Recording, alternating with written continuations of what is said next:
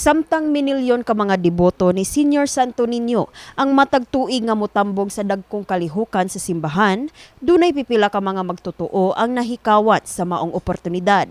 Sama na lang sa atong mga kaigsuunang naghambin og sakit ug sa mga persons deprived of liberty kon PDL. Hinungdan nga matag tuig sab nga gipahigayon sa Basilica Minori del Santo Niño ang pagbisita sa mga tambalanan ug mga penitentiary centers dinhi sa Sugbo.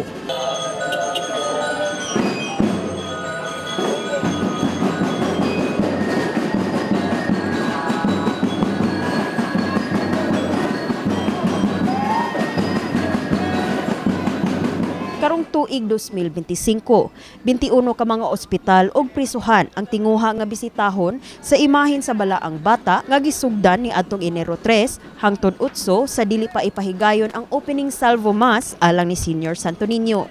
Giubanan sa MyTV Cebu News Team ang pagbisita sa imahin sa senyor sa Cebu City Medical Center kon CCMC, usa sa mga tambalanan nga giduaw sa senyor sa ikaduhang adlaw sa pre-fiesta activities.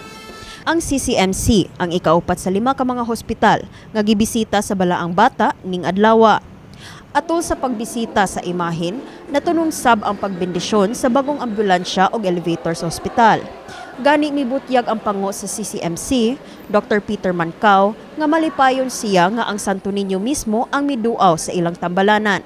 Kini dako kayo impact sa atong patient ang hope ang kawado nila muna it brings a sense of hope to them, no?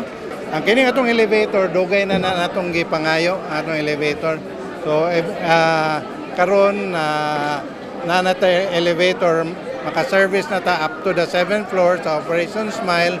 Unya masugdan na pod nato nga mabalhin na gyud nato diri atong dialysis unit. Nipadayag sab si Mancao nga usa sa mga ilang pangaliya kang Senior Santo Niño nga unta matukod na ang 8th hangtod 10th floor sa ospital ug mapun-an sab ang wards nga makaalagad sa mga pasyente. Pero ang importante unta nato masugdan na ang atong ospital nga mahuman ang atong 8, 9 o 10th floor. Mao gyud na akong wish for 2025 kay kuwang kay tagyod sa accommodation, no, sa mga bed ngadto makakuanta nga makahimo tag additional ward.